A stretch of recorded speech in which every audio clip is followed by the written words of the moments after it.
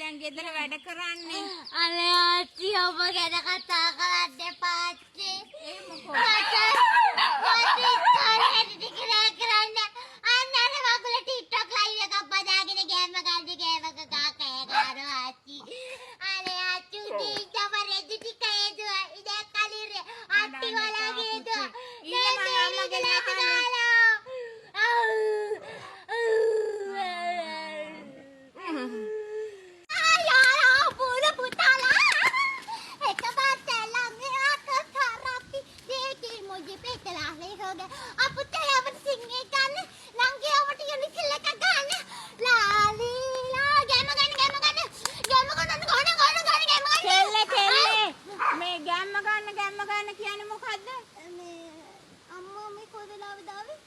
දැන් ඩිංගක් වෙලා අර කොල්ල අඬනවනේ ගෙදර වැඩ කරන්න බැහැ කියලා උඹ ඕනම ටොප්ද ටොප්පොඩ්ද මොකද්ද ගහනවයි කියලා මට කිව්වා බලන්න යන්න ආච්චි අතෙන්ට ගිහිල්ලා කියලා.